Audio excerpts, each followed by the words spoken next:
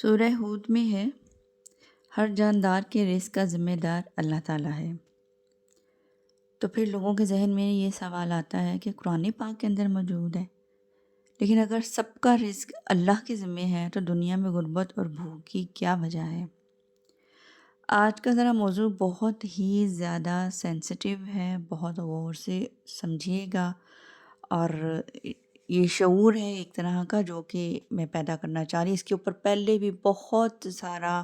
کہا سنا گیا ہے، صرف ایک یاد دہانی ہے جو کروانی ہے۔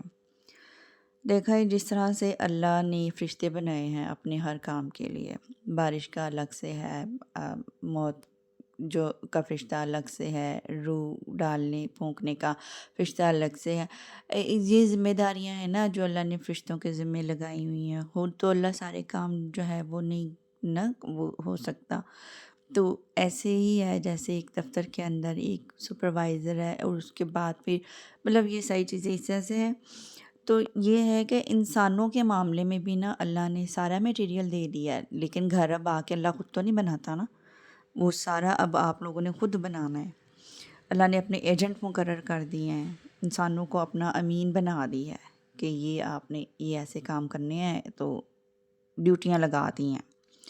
رزق کے معاملے میں بھی ایسا ہی ہے، ذمہ دار بے شک اللہ ہے، جس ہر طرح کے جاندار کو جو کہ حرکت کرنے والی ہے، آسمان سے لے کر سمندر کے تہ تک سب کے رزق کا ذمہ دار اللہ تعالیٰ ہے۔ اب کچھ کو تو اللہ نے خود سے اس کی جھولی میں ڈال دیا ہے، کچھ کو انسانوں کے ذریعے سے پہنچایا جاتا ہے۔ اب ہوتا یہ ہے کہ جن کے پاس جن کے ذمہ اللہ نے یہ ڈیوٹی لگائی ہوتی ہے وہ ڈنڈی مار جاتے ہیں، وہ آگے انسانوں کو تقسیم کرنے سے جو ہے وہ فیل ہو جاتے ہیں اس میں،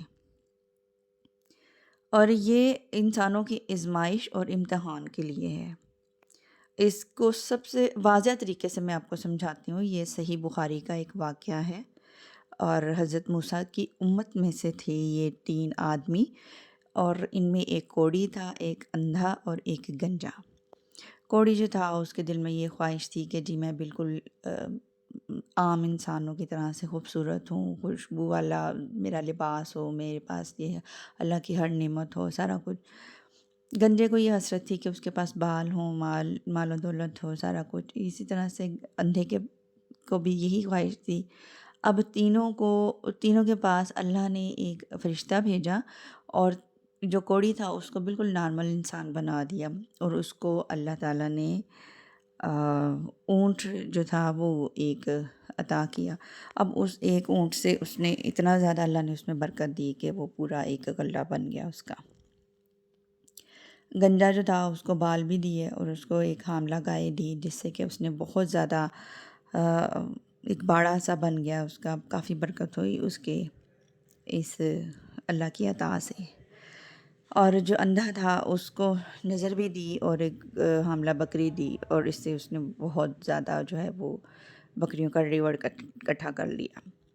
اب آئی جب ان کے اللہ نے عطا تو کر دیا تینوں کو، اب آئی ان کے آزمائش کی باری۔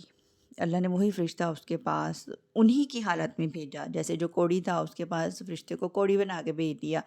اور اس کو کہا کہ بھی تمہارے پاس اتنی زیادہ یہ اونٹ ہیں تو تم اس میں سے مجھے ایک اونٹ دے دو، میں کوڑی ہوں تو میرے لیے ذرا آسانی ہو جائے گی، میں اپنا مال اسباب اپنا زندگی میری آسان ہو جائے گی۔ اس نے کہا کہ نہیں، میں یہ نہیں دے سکتا، اس نے دینے سے انکار کیا۔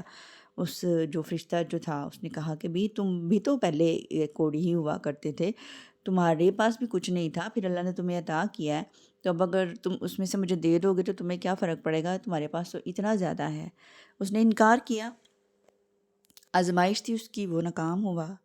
تو اس نے جھوٹ بولا کہ نہیں میں تو ایسا نہیں تھا، میں تو اپنی محنت سے سارا کچھ بنایا ہے۔ یہ اس نے اللہ کی جو عطا تھی اس کا انکار کیا، اور اس کا آزمائش کا اس کو یہ صلہ ملا کہ اللہ نے اسے واپس اسی حالت میں کر دیا، اور اس کے سارا مال و متاع جو تھا وہ ختم ہو گیا۔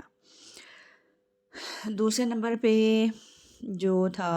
گنجا، اس کے پاس گیا پھر فرشتہ اسی حالت میں، گنجے پن کی حالت میں اس سے ایک گائے مانگی کہ تمہارے پاس اللہ کا دیا کتنا کچھ ہے۔ سیم اس نے وہی انداز اپنایا جو کہ کوڑی کا تھا، ہوا یہ کہ وہ دوبارہ سے گنجا ہو گیا اور اس کی ساری جو گائیں تھیں وہ مر گئیں، اس سے وہ سارا مال و متاع چھن گیا، وہ واپس اپنی اسی حالت میں آ گیا۔ اب جو جس کو بکری ملی تھی نظر والے کو جو اندھا تھا، وہ اس کے پاس فرشتہ گیا اندھا بن کے، تو اس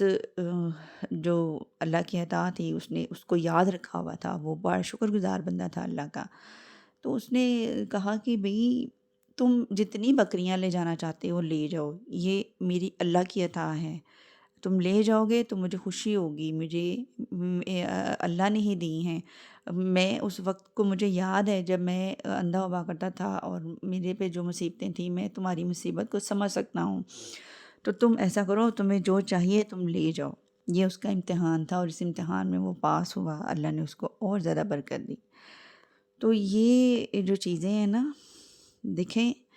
اللہ خود کہتا ہے کہ جو بھی تم دیتے ہو وہ ضائع نہیں ہوتا، وہ تمہارے کھاتے میں جمع ہو رہا ہے اور ایک دن وہ تمہیں کو واپس کیا جائے گا۔ اب یہ جو زکوٰۃ کا معاملہ، یقین کریں یہ جو 2.5% نکل اگر وہ ایمانداری سے نکالی جائے اور ایمانداری سے ہر ضرورت مند تک پہنچائی جائے نا، تو کوئی بھی بندہ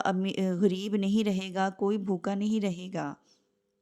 دنیا میں غربت بالکل ختم ہو جائے گی اور ایکویلٹی آ جائے گی اس معاملے میں۔ یہ بہت گہری بات ہے، اس پہ ذرا سب دھیان دیں،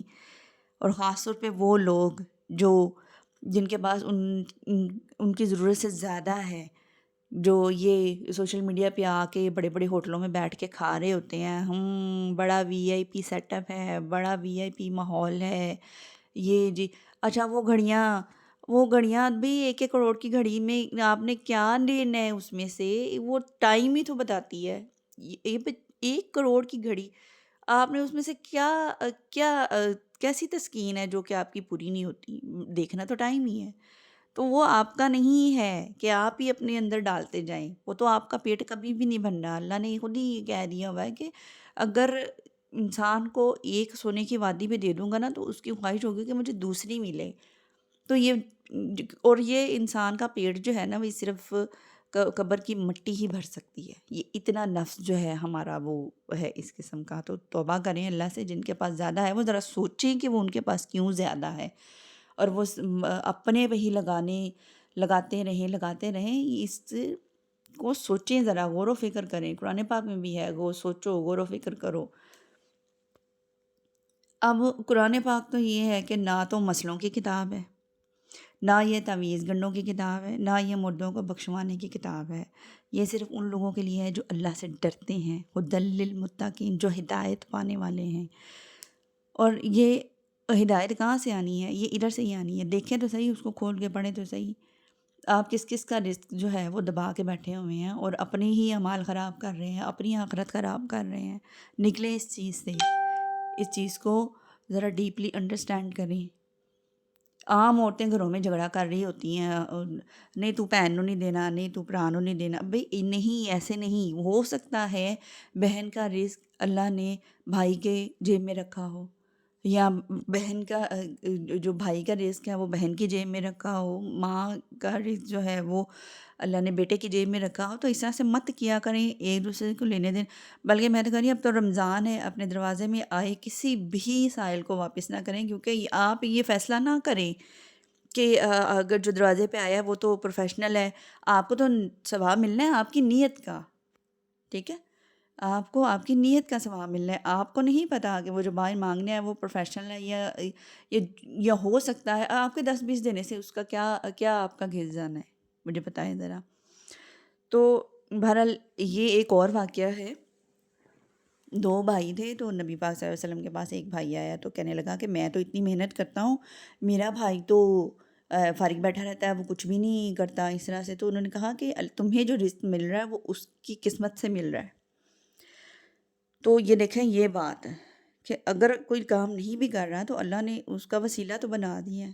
تو ہو سکتا ہے تمہیں جو رزق مل رہا ہے اور اس کی قسمت کا ہی مل رہا ہو سکتا ہے تمہاری محنت کا تمہیں اتنا نہ ملے۔